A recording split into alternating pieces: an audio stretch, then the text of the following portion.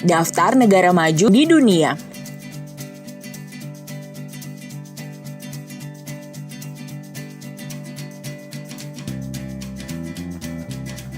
Ada negara maju, ada juga negara berkembang.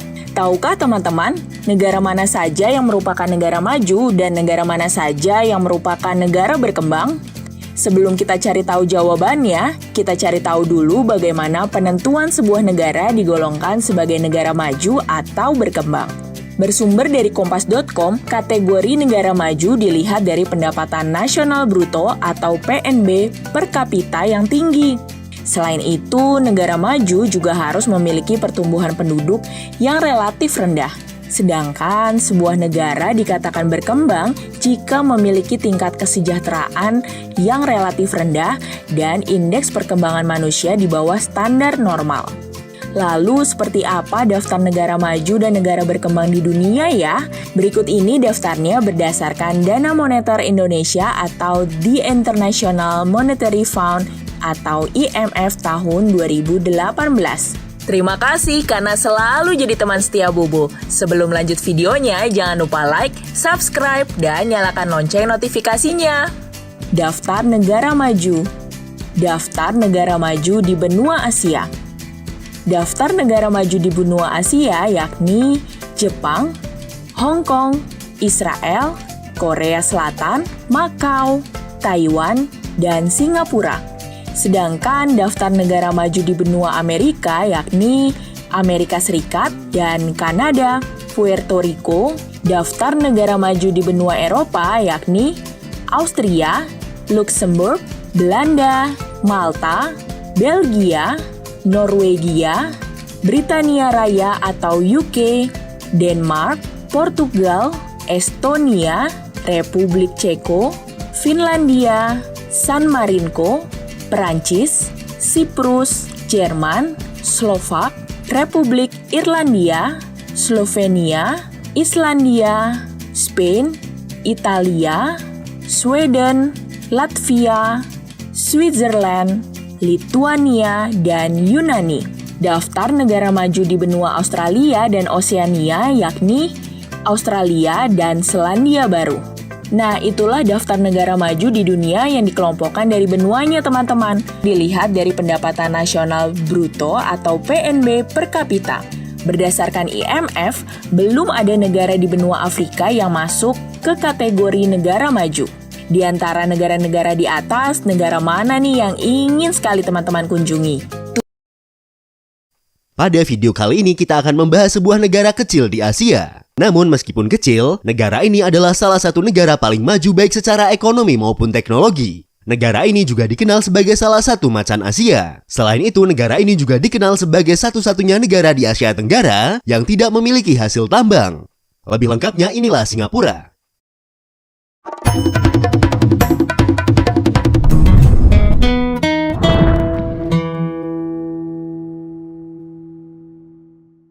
Kembali lagi di channel Infois Indonesia, channel yang mungkin bisa menambah wawasan dan informasi yang belum kalian ketahui. Negara Singapura atau yang secara resmi disebut dengan nama Republik Singapura adalah sebuah negara pulau yang berada di kawasan maritim Asia Tenggara di ujung selatan Semenanjung Malaya. Negara ini berbatasan dengan Selat Malaka di barat, dengan Kepulauan Riau di selatan, dan dengan Laut Cina Selatan di sebelah timur. Singapura adalah negara pulau yang wilayahnya terdiri dari 63 pulau, termasuk Pulau Ujong atau Pulau Singapura sebagai pulau utamanya. Negara pulau adalah sebuah negara yang wilayah utamanya terdiri dari satu pulau atau lebih atau sebagian kepulauan. Luas keseluruhan wilayah dari negara Singapura adalah sebesar 728,6 km persegi. Jika kita bandingkan dengan luas wilayah daerah yang ada di Indonesia, luas Singapura masih sedikit lebih besar dari luas wilayah Kabupaten Banggai Laut di Provinsi Sulawesi Tengah, yang memiliki luas 725,6 km persegi. Proyek reklamasi lahan di Singapura telah meningkatkan luas daratan negara ini dari yang awalnya 580 km persegi pada tahun 1960-an menjadi 710 km persegi pada tahun 2015 dan diperkirakan akan bertambah luas lagi hingga 100 km persegi pada tahun 2030. Beberapa proyek ini melibatkan penggabungan pulau-pulau kecil melalui reklamasi tanah untuk membentuk pulau-pulau yang lebih besar, lebih fungsional dan layak huni seperti yang telah dilakukan di Pulau Jurong. Singapura juga disebut sebagai negara kota atau polis. Negara kota adalah kota independen berdaulat yang berfungsi sebagai pusat kehidupan politik, ekonomi, dan budaya di atas wilayahnya yang berdekatan. Dan Singapura adalah salah satu dari hanya sedikit negara kota modern berdaulat di dunia. Jumlah populasi penduduk Singapura pada tahun 2021 diperkirakan sebanyak 5.453.600 jiwa. Dengan jumlah tersebut, negara ini memiliki tingkat kepadatan penduduk terbesar kedua di dunia setelah negara Monaco. Sekitar 42% penduduk Singapura adalah warga asing. Jumlah penduduk negara ini memiliki persentase warga asing tertinggi ke-6 di dunia. Kebanyakan berasal dari Cina, Malaysia, Filipina, Amerika Utara, Timur Tengah, Eropa, Australia, Bangladesh, dan India. Buddhisme adalah agama yang paling banyak dipraktekkan di Singapura. Sekitar 31% dari populasi penduduk negara ini menyatakan diri sebagai penganut agama Buddha. Agama yang paling banyak dianut berikutnya adalah agama Kristen, diikuti oleh agama Islam, Taoisme, dan agama Hindu.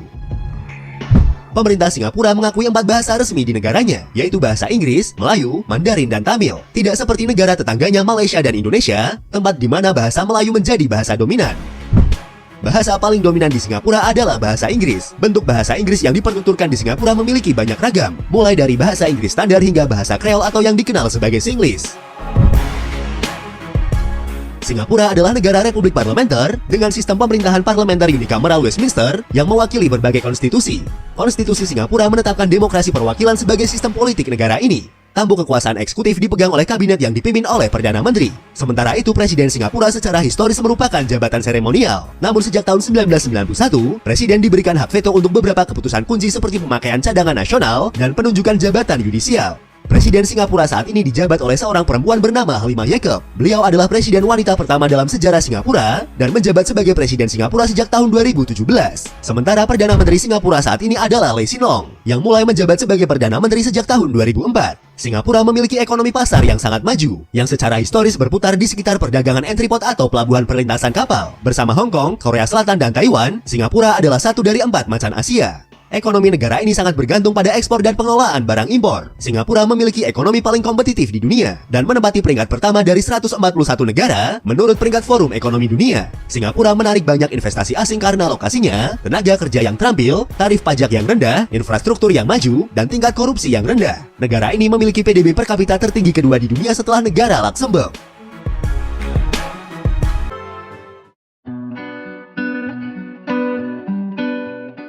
Itulah ringkasan sejarah tentang negara Singapura. Dan untuk mengenal lebih jauh tentang negara ini, berikut adalah 20 fakta tentang negara Singapura.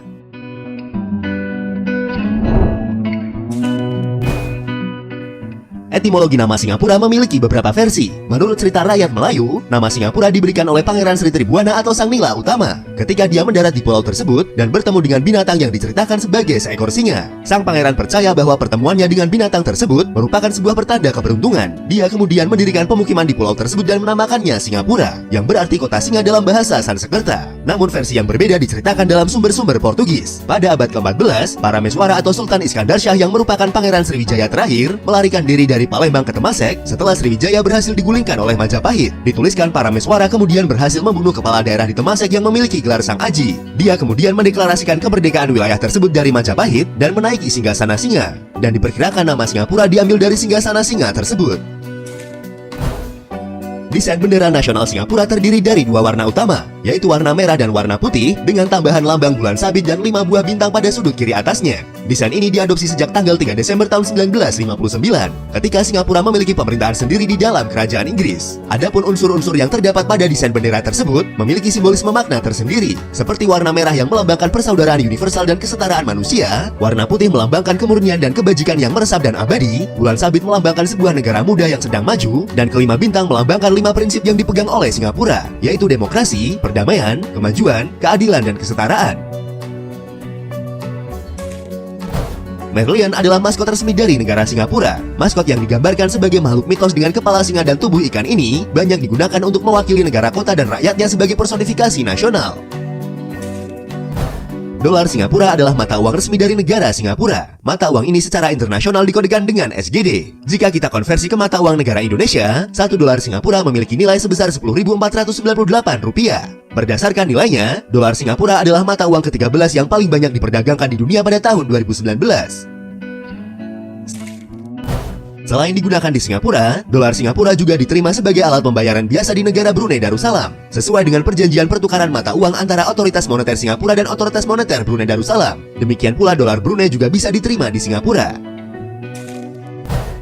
Johor Singapore Causeway dan Tuas Second Link adalah dua jembatan buatan yang menghubungkan daratan Singapura dan negara tetangganya Malaysia, khususnya wilayah Johor.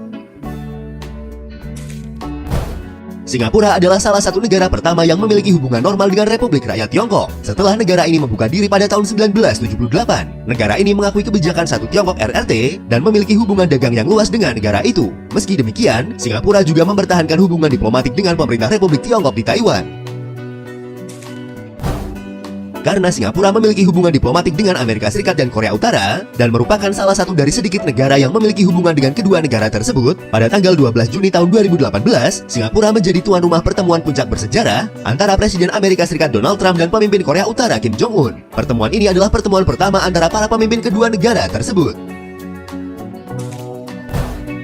Warga negara Singapura tidak memerlukan visa untuk pergi ke Cina, Korea Selatan, Korea Utara, dan Amerika Serikat. Sebagai salah satu negara entry port, Singapura memiliki salah satu pelabuhan tersibuk di dunia dan merupakan pusat pertukaran mata uang asing terbesar keempat di dunia setelah London, New York, dan Tokyo. Bank Dunia menempatkan Singapura pada peringkat hub logistik teratas dunia.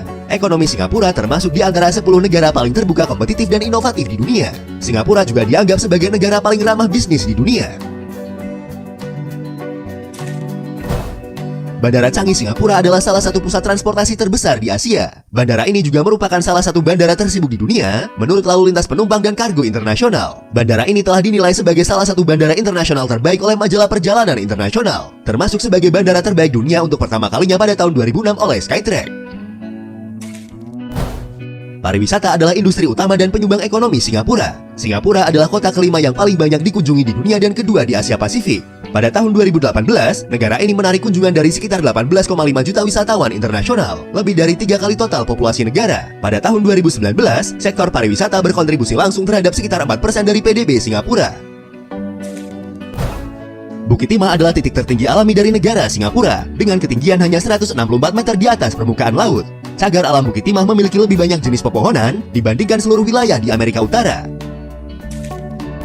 Air terjun dalam ruangan tertinggi di dunia terletak di Singapura, tepatnya di Taman Alam Garden by the Bay. Air terjun ini berdiri pada ketinggian 35 meter. Urbanisasi yang tinggi memaksa negara ini untuk kehilangan sekitar 95% hutan alaminya. Dan pada tahun 1967, untuk memerangi penurunan ruang alami, pemerintah memperkenalkan visi menjadikan Singapura kota taman. Sejak saat itu, Singapura didedikasikan untuk upaya penghijauan. Negara ini kemudian dikenal karena jalan-jalannya yang dipenuhi pepohonan dan peningkatan jumlah taman atap dan bangunan hijau yang dipenuhi tanaman tropis. Singapore Botanic Garden adalah taman tropis yang berusia sekitar 150 tahun dan saat ini menjadi satu-satunya situs warisan dunia UNESCO yang ada di negara Singapura. Di Singapura ada peraturan bahwa sebuah bangunan tingginya tidak boleh melebihi 280 meter dan saat ini baru ada 3 bangunan yang mencapai batas ketinggian maksimal tersebut. Tanjong Pagar Center yang dibuka pada tahun 2016 adalah gedung tertinggi di Singapura dengan ketinggian mencapai 290 meter. Izin khusus diberikan kepada gedung ini untuk melebihi batasan ketinggian biasa yaitu 280 meter. Pemerintah Singapura sangat melarang penggunaan kendaraan pribadi dan pemilik mobil di Singapura harus membayar 1,5 kali lipat lebih mahal dari harga mobil untuk mendapatkan sertifikasi kendaraan. Membuang sampah sembarangan adalah pelanggaran besar di Singapura. Jika ditemukan membuang sampah sembarangan, kalian harus membayar denda sebesar $300 Singapura atau sekitar Rp347.889. Itulah beberapa fakta dan sejarah tentang negara Singapura. Sebuah negara kecil di kawasan Asia Tenggara, namun memiliki kekuatan besar bagi ekonomi dunia. Jepang tidak pernah lelah dengan segala aktivitas dan kesibukan yang menguras tenaga. Kalian tidak akan pernah menyangka jika metode manual bahkan terlihat sangat rapi dan cepat, layaknya hasil produksi mesin. Begitulah cara kerja mereka. Level profesional itu tidak perlu lagi diragukan. Mungkin bagi kalian yang belum terbiasa dengan kondisi serba cepat, perasaan lega karena hidup di Indonesia akan datang menghampiri kalian. Gimana enggak coba? Kerja serba cepat dan dituntut buat dapat hasil yang sempurna tentu bukan perkara yang mudah ya guys. Well, untuk melihat potret lebih jelas tentang betapa menakjubkannya level profesional Jepang, mari kita beranjak ke video pembahasannya berikut ini.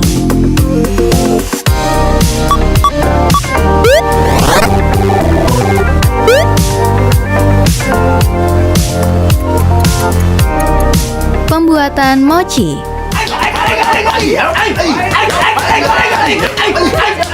Siapa yang nggak kaget dengar orang-orang teriak kayak bertengkar ini guys? Ini bukan pertengkaran ataupun pertumpahan darah ya guys. Mereka cuma sedang membuat makanan khas Jepang, mochi. Membuat mochi dengan tangan yang sudah terlatih ternyata bisa memperlihatkan sisi seni yang menakjubkan loh. Kalian bisa melihat bagaimana tenaga, kerapian, dan cita rasa berpadu dalam satu kesatuan yang unik semacam ini. Kalau teknik ini dilakukan oleh mereka yang belum profesional, bisa jadi tangan partnernya yang digunakan untuk mengaduk adonan bisa cedera karena kena tumbuk alat penumbuk yang dipegang oleh partner pembuat mochinya. Jadi emang perlu kemampuan ekstra ya guys.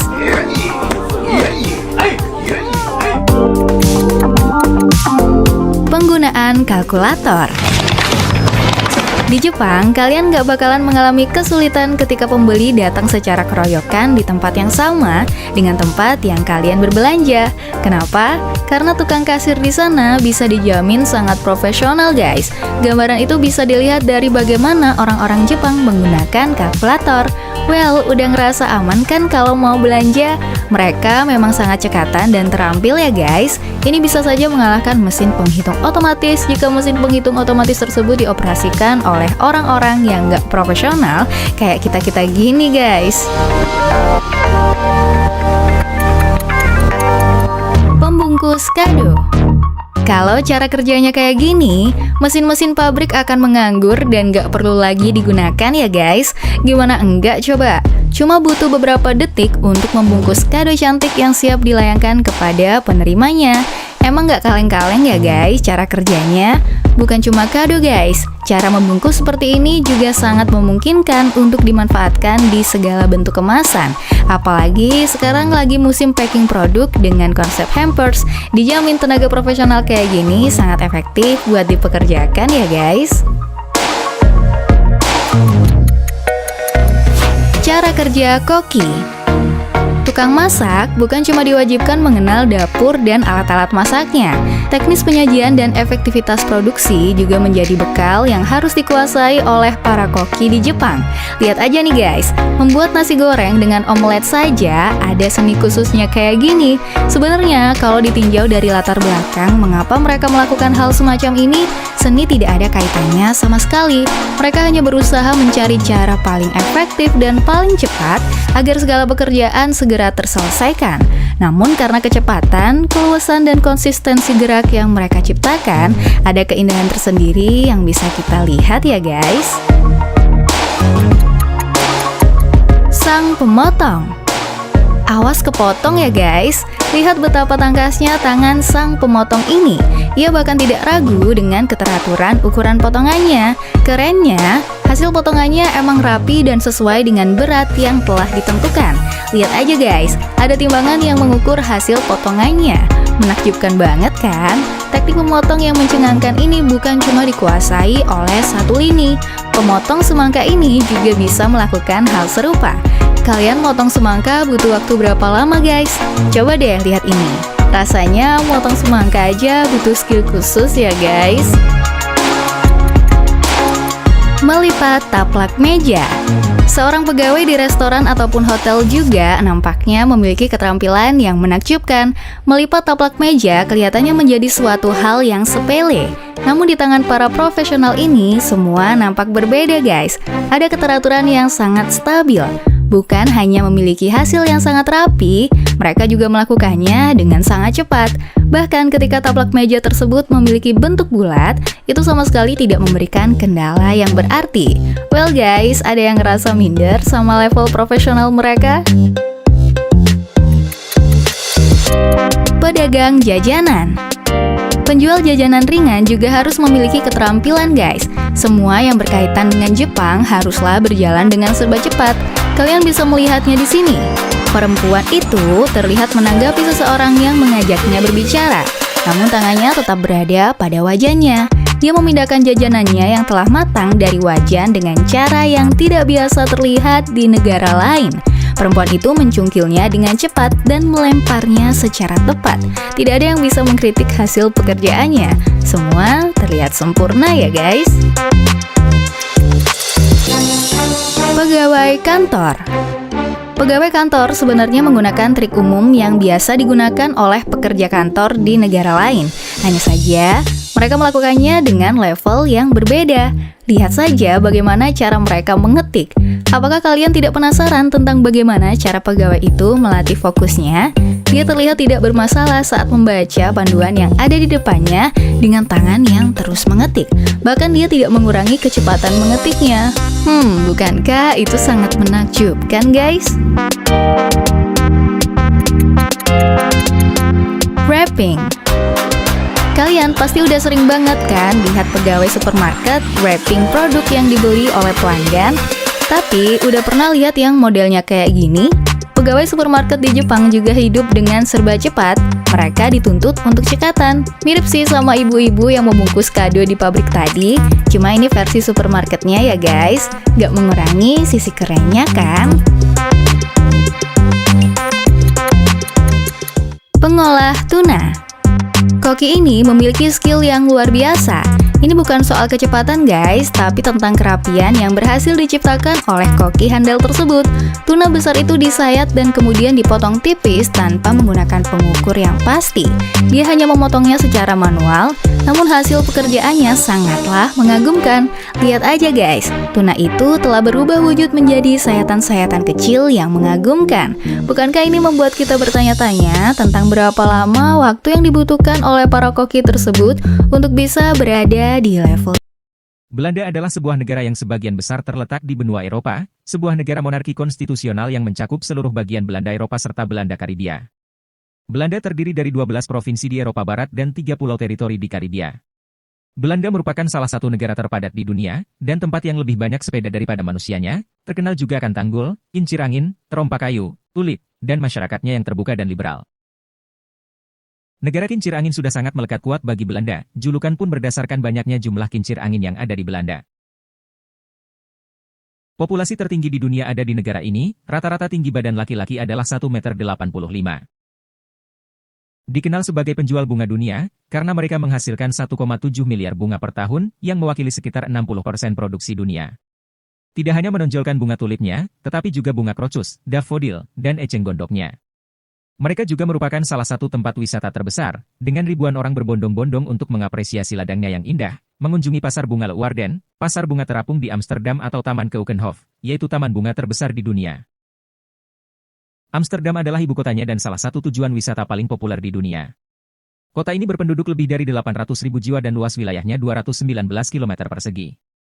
Selain relatif kecil, kota ini juga merupakan kota wisata dan universitas, tempat anak-anak muda dari negara lain ingin tinggal. Kunjungan ke negara ini tidak akan lengkap tanpa mengunjungi ibu kotanya dan melakukan tur Anne Frank, di mana Anda akan mendengarkan kisahnya dan sejarah kota tersebut selama pendudukan Nazi. Di Amsterdam terdapat lebih dari 7 juta sepeda, yang terkadang dicuri atau berakhir di kanal. Menjelajahi seluruh kota sambil menikmati arsitekturnya, mosaik jembatan dan kanalnya dapat dilakukan, karena semua jalan utamanya memiliki jalur untuk pengendara sepeda. Prostitusi telah legal sejak tahun 2000, dan dipraktikkan di area tertentu yang disebut Dualen atau distrik lampu merah. Disebut demikian karena warna merah yang menerangi tempat gadis-gadis dari berbagai belahan dunia berada. Meskipun tidak ada batasan usia untuk berjalan melalui area ini, toko dan tempat hiburan untuk orang dewasa tidak diperbolehkan untuk anak di bawah umur. Jika Anda mengunjungi Amsterdam, jangan lewatkan untuk berkunjung ke distrik lampu merah. Sejak abad pertengahan, bir adalah salah satu minuman terpopuler, dan salah satu produk ekspor negara ini, dengan merek bir terkenal seperti Heineken, Grolsch dan Bavaria. Pabrik bir Heineken didirikan pada tahun 1864, dan saat ini memiliki lebih dari 300 merek, yang memproduksi lebih dari 5,2 miliar galon per tahun. Ini adalah salah satu pabrik bir terbesar di dunia, serta produsen sari buah apel terbesar di dunia, dan jika Anda mengunjungi negara ini, Anda akan dapat melihat seluruh proses produksinya sambil minum segelas bir dingin. Belanda merupakan salah satu negara dengan kepadatan penduduk tertinggi di dunia, yaitu 412 jiwa per kilometer persegi, dan tingkat kelahiran 2 anak per perempuan. Sekitar 30% perempuan Belanda melahirkan di rumah, yang berarti negara ini merupakan salah satu negara dengan tingkat kelahiran di rumah tertinggi di antara negara maju. Penduduknya adalah salah satu yang tertua di dunia, usia rata-rata adalah 43 tahun, sedangkan angka harapan hidup perempuan 85 tahun dan laki-laki 80 tahun. Di seluruh negeri Belanda terdapat sekitar 18 juta sepeda, jumlah yang melebihi populasi penduduknya, yang rata-rata menempuh jarak rata-rata 2,5 km per hari dan 900 km per tahun. Kegiatan bersepeda ini membuahkan hasil, karena negara ini secara konsisten menduduki peringkat sebagai salah satu negara tersehat di dunia. Dan hal ini tidak kalah pentingnya, karena mereka juga memiliki tingkat perawatan medis yang sangat baik dan termasuk yang terbaik di Eropa, yaitu Jerman. Sebelum kita lanjutkan video ini, jangan lupa subscribe dan like channel ini. Jerman merupakan sebuah negara yang letaknya di Eropa Tengah. Di sebelah utara, negara ini berbatasan langsung dengan negara Denmark dan Laut Baltik. Di sebelah timur, berbatasan langsung dengan negara Polandia dan Republik Ceko. Di sebelah selatan berbatasan langsung dengan negara Swiss dan Austria. Sedangkan di sebelah barat berbatasan langsung dengan negara Belanda, Luxembourg, dan Prancis. Nama resmi dari negara Jerman adalah Federal Republic of Germany. Pemerintahannya mengadopsi sistem federal parlementer republik dengan seorang kanselir sebagai pemimpin pemerintahan. Luas negara ini mencapai 357.000 km persegi yang terbagi menjadi 16 negara bagian. Berlin merupakan ibu kota sekaligus kota terbesar di negara ini. Jerman merupakan negara dengan penduduk terbanyak di benua Eropa. Pada tahun 2020, jumlah penduduk negara ini mencapai 83,3 juta jiwa. Penduduk Jerman mayoritas merupakan etnis Jerman asli. Adapun beberapa etnis minoritas yang menjadi warga negara Jerman adalah etnis Yahudi, Turki, hingga Denmark. Sejak zaman dulu, Jerman selalu memegang peranan penting dalam perkembangan dunia, mulai dari zaman Renaissance hingga era modern. Salah satu momen paling penting bagi kebangkitan bangsa Jerman adalah peristiwa Aufklärung. Istilah Aufklärung dalam bahasa Jerman berarti pencerahan. Peristiwa ini terjadi pada tahun 1695 sampai 1815. Meskipun sama-sama disebut pencerahan, ternyata Renaissance dan Aufklärung berbeda. Di masa Renaissance, kesadaran akan kemampuan akal manusia sudah berkembang, tetapi hal tersebut hanya menghasilkan kemajuan di bidang humaniora, filsafat, seni, sastra, dan hukum. Pada zaman Renaissance ini, perubahan di bidang ekonomi belum mampu dikembangkan. Melalui slogan Sapere Aude yang berarti beranilah berpikir sendiri, Immanuel Kant, seorang filsuf asal Jerman, mengajak orang-orang untuk semakin berani dan bebas menggunakan akalnya. Menurut Kant, manusia masih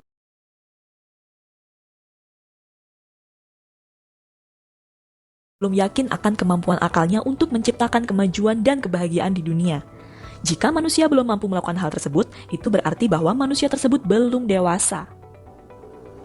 Pada masa Aufklärung inilah Jerman mulai memasuki era industrialisasi. Pada masa ini pula, perekonomian dan perkembangan teknologi di Jerman tumbuh pesat. Jerman menjelma menjadi kiblat inovasi-inovasi baru di bidang teknologi dan sekaligus menjadi pengglobal ekonomi. Berbicara mengenai ekonomi, perekonomian negara ini sangat kuat dan stabil.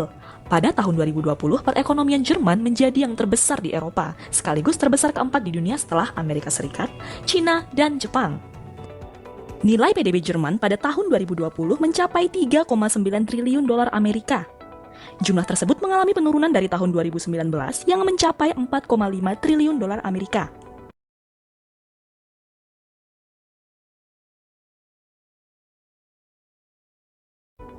Hal tersebut akibat adanya pandemi COVID-19. Dengan besaran tersebut, PDB Jerman besarnya 4 kali lipat daripada PDB Indonesia yang hanya sekitar 1 triliun dolar. Jerman mengandalkan sektor jasa dan industrinya untuk menopang perekonomian negaranya. Berdasarkan majalah Fortune Global, 37 dari 500 perusahaan dengan penghasilan terbesar di dunia berasal dari Jerman. Ke-37 perusahaan multinasional tersebut berkutat di berbagai bidang mulai dari otomotif, aparel, teknologi elektronik, jasa kurir, asuransi hingga farmasi.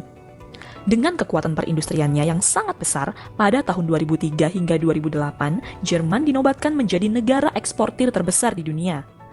Ketika itu, nilai ekspor Jerman mencapai 1,3 triliun dolar Amerika. Di tahun 2019, total ekspor Jerman mengalami penurunan ke posisi ketiga setelah Tiongkok dan Amerika Serikat. Di bidang otomotif, muncul perusahaan kawakan seperti BMW, Mercedes-Benz, Volkswagen, Porsche, hingga Audi. Meskipun sudah 1 abad berlalu, perusahaan otomotif Jerman masih terus berjaya meskipun digempur oleh perusahaan-perusahaan otomotif asal Jepang maupun Korea.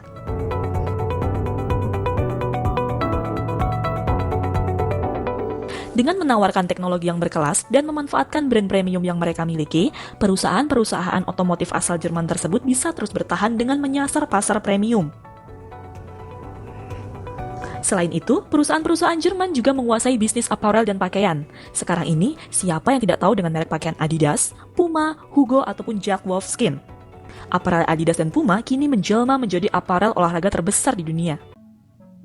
Dijuluki sebagai negeri matador, inilah negara Spanyol.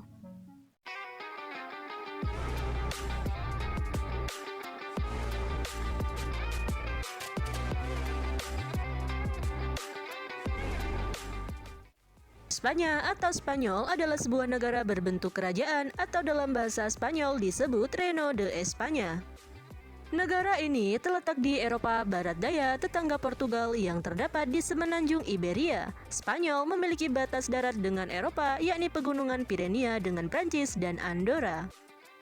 Wilayah Spanyol termasuk ke dalam Kepulauan Balearik di Mediterania, Kepulauan Sanari di Samudra Atlantik lepas pantai Afrika. 2 kota otonom di Afrika Utara, Ceuta dan Melilla berbatasan dengan Maroko. Negara Spanyol merupakan negara terbesar kedua di Eropa Barat dan Uni Eropa, serta negara terbesar kelima di wilayah Eropa. Ibu kota negara ini ialah Madrid dan menjadi kota terbesar di negara Spanyol. Bahasa resminya adalah bahasa Spanyol, mata uang yang digunakan adalah euro, dan bentuk pemerintahannya ialah kesatuan parlementer monarki konstitusional. Spanyol memiliki luas wilayah sebesar 505.370 km persegi dengan jumlah penduduk sebanyak 50.015.792 jiwa dan sebanyak 68,9% penduduknya memeluk agama Katolik Roma. Dalam sejarahnya, Spanyol pernah mencapai masa keemasan pada abad ke-15 hingga abad ke-17, dan pada saat itu, negara ini dikenal sebagai pusat eksplorasi global yang membuka jalur perdagangan seberang lautan Eropa dengan perdagangan yang melintasi Samudra Atlantik dan Samudra Pasifik. Di bidang perekonomian, negara matador tersebut masuk ke dalam daftar negara maju di Eropa. Tingginya pendapatan domestik bruto negara Spanyol menjadikan negara ini duduk di peringkat ke-15 dunia dalam daftar negara dengan ekonomi terbesar di dunia. Komoditas ekspor utama Spanyol ialah produk-produk otomotif, farmasi, mesin, dan produk-produk konsumen. Inilah 5 fakta menarik negara Spanyol.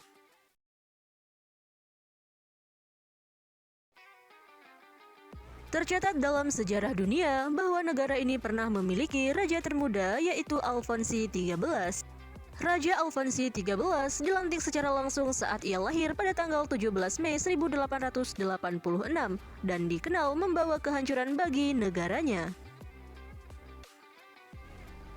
Negara ini memiliki katedral dengan proses pembangunan terlama di dunia. Basiliki i Tempel Expiatori della Sagrada Familia merupakan sebuah katedral yang terletak di kota Barcelona. Gereja yang didesain oleh Antoni Gaudi ini memiliki proses pembangunan yang sangat lama, yakni sekitar lebih dari 130 tahun dan baru akan selesai pada tahun 2026. Bahasa Spanyol adalah bahasa keempat yang paling banyak digunakan di dunia setelah bahasa Inggris, Mandarin, dan Hindi. Ada sekitar 548 juta orang menuturkan bahasa Spanyol di seluruh dunia. Lebih dari 22 negara menggunakan bahasa Spanyol. Negara ini memiliki produksi minyak zaitun terbesar di dunia. Sekitar 63% minyak zaitun Uni Eropa diproduksi oleh Spanyol dan menyumbang hampir setengah dari produksi minyak zaitun global. Negara ini rata-rata memproduksi sekitar 1,3 juta ton setiap tahunnya. Negara Spanyol memiliki 47 situs warisan dunia UNESCO, sehingga menjadikan negara ini tertinggi ketiga di dunia yang memiliki situs warisan UNESCO setelah Italia dan Cina.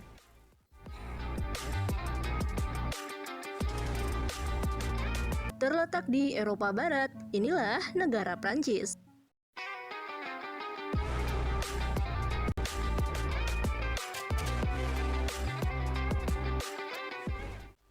Prancis atau Republik Prancis merupakan sebuah negara yang terletak di benua Eropa, tepatnya di Eropa Barat. Teritori metropolitan negara ini berada di Eropa Barat. Selain itu, Prancis juga memiliki beberapa pulau dan teritori di seberang laut yang terletak di benua lain.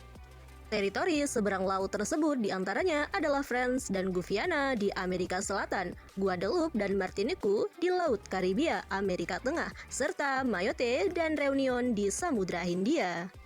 Negara ini berbatasan dengan Belgia, Swiss, Italia, Jerman, Monaco, dan Andorra di sebelah timur. Sedangkan di sebelah barat terdapat Teluk Biscay, di sebelah utara terdapat Selat Channel, sebuah selat yang memisahkan daratan Eropa dengan Inggris dan Belgia.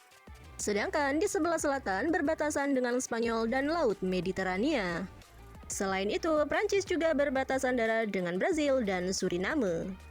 Ibu kota negara ini adalah Paris dan sekaligus menjadi kota terbesarnya. Bahasa resmi yang digunakan ialah bahasa Prancis, mata uangnya adalah euro, dan bentuk pemerintahnya ialah Kesatuan Semi-Presidensial Republik Konstitusional. Negara metropolitan ini memanjang dari Laut Mediterania hingga Selat Inggris dan Laut Utara dan dari Rhine ke Samudra Atlantik. Berdiri di atas area seluas 643.801 km persegi dengan populasi penduduk sebanyak 67.364.397 jiwa. Mayoritas penduduknya memeluk agama Katolik sebanyak 47% dan sekitar 33% warganya tidak beragama, serta sisanya menganut kepercayaan lain seperti Protestan, Islam, Ortodoks Timur, dan lain sebagainya. Dalam sejarahnya, negara ini telah melewati beberapa masa, bermula dari era kejayaan Roma hingga revolusi yang dikuasai oleh Julius Caesar pada abad ke-1 sebelum Masehi. Kemudian di era dari monarki menjadi republik. Kala itu, kerajaan memerintah Prancis hingga revolusi Prancis tahun 1789. Louis XVI dan istrinya yaitu Marie Antoinette dieksekusi pada tahun 1793 bersama ribuan warga sipil. Lalu, pemerintahan republik diambil alih oleh Napoleon Bonaparte pada tahun 1799 yang kemudian dikenal sebagai Kekaisaran pertama sejak tahun 1804 hingga 1814. Prancis telah menjadi kekuatan terbesar di dunia sejak pertengahan abad ke-17. Pada abad ke-18 hingga 19, Prancis menjelma sebagai kolonial terbesar saat itu, membentang sepanjang Afrika Barat dan Asia Tenggara, yang kemudian mampu mempengaruhi budaya dan politik daerah. Prancis merupakan negara maju dengan ekonomi terbesar ke-6 di dunia. Selain itu, Prancis menjadi negara yang paling banyak dikunjungi. Setidaknya ada sekitar 82 juta turis asing yang datang ke negara ini.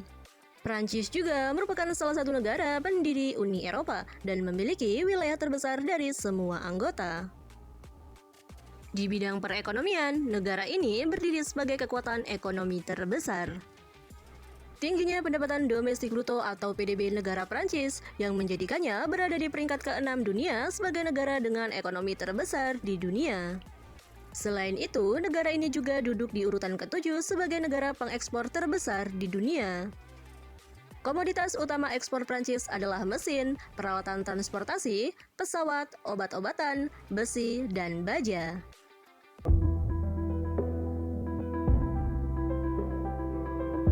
Korea Selatan berbatasan langsung dengan Republik Rakyat Demokratik Korea atau yang sering disebut sebagai Korea Utara di Asia Timur. Dilihat dari geografisnya, sekitar 70% wilayah negara ini terdiri dari pegunungan yang terjal dengan lembah-lembah kecil dan dataran pantai yang terbatas. Sedangkan 30% dari negara ini terdiri dari dataran rendah di sepanjang pantai dan beberapa sungai besar, termasuk Sungai Han, Kum, dan Nakong yang merupakan sungai terpanjang di Korea Selatan. Secara geologis, sebagian besar tanah di negara ini terdiri dari batuan prakambrium seperti granit dan gneis. Oleh karena itu, sebagian besar tanah tidak cocok untuk pertanian karena tidak subur dan memiliki unsur hara yang rendah. Catatan geologis Korea Selatan dianggap stabil, tidak ada gunung berapi yang aktif, meskipun Gunung Halla dianggap aktif tetapi belum meletus selama berabad-abad. Selain itu, tidak ada gempa bumi yang kuat yang terjadi di Korea Selatan. Meskipun sebagian besar tanah berupa perbukitan yang terjal dengan tingkat kesuburan yang rendah, Korea Selatan tetap memiliki lahan untuk pertanian yang pada tahun 2022 diperkirakan hanya sekitar 17% dari seluruh wilayah Korea Selatan. Namun, tingkat swasembada yang dimiliki oleh Korea Selatan sangat rendah, sekitar 85% kebutuhan pangan perlu diimpor dari luar negeri. Hal ini tentunya menandakan bahwa pertanian tidak dapat menopang seluruh perekonomian di negara ini. Tidak hanya itu, Korea Selatan juga memiliki iklim subtropis yang sangat ekstrim, dengan musim panas yang panas dan lembab, serta musim dingin yang dingin dan kering. Curah hujan di negara ini cukup tinggi, terutama selama musim panas, sehingga dapat menyebabkan banjir dan tanah longsor. Hal ini juga menyebabkan ketidakstabilan pada kondisi pertanian di Korea Selatan. Lalu, apabila pertanian bukan menjadi faktor utama yang membentuk perekonomian negara ini, lantas, industri apa yang menopang perekonomian negara Korea Selatan, sehingga bisa menjadi negara maju dalam hitungan tahun?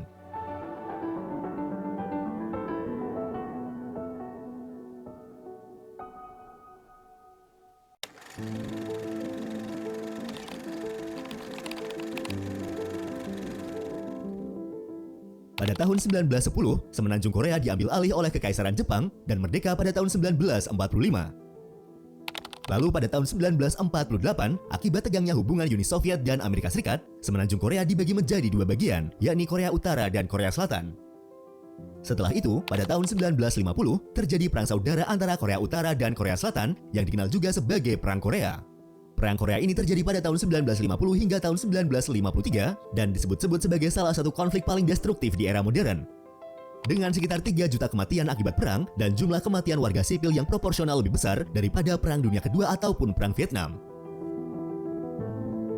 Perang saudara ini menyebabkan kehancuran di hampir semua kota besar Korea. Ribuan pembantaian oleh kedua belah pihak, termasuk pembunuhan massal puluhan ribu tersangka komunis oleh pemerintah Korea Selatan, dan penyiksaan serta kelaparan tawanan perang oleh Korea Utara. Republik Cina atau Republik Tiongkok biasa dikenal juga dengan nama Taiwan. Negara ini merupakan salah satu negara kepulauan di kawasan Asia Timur yang berbatasan dengan negara Republik Rakyat Cina di bagian barat laut, dengan Jepang di bagian timur laut dan Filipina di bagian selatan. Taiwan merupakan negara dengan pengakuan terbatas dan bukan merupakan negara anggota PBB, karena posisinya di PBB telah digantikan oleh Republik Rakyat Tiongkok pada tahun 1971, dan sebagian besar negara-negara anggota PBB mengakui bahwa Taiwan adalah bagian dari Republik Rakyat Cina atau RRC. Meskipun demikian, Taiwan tetap mempertahankan hubungan diplomatik resmi dengan 14 negara anggota PBB dan Tahta Suci atau Vatikan, serta mempertahankan hubungan secara informal dengan hampir semua negara lainnya. Wilayah utama Taiwan saat ini secara historis dikenal dengan nama Formosa, yang dalam bahasa Portugis berarti pulau yang indah.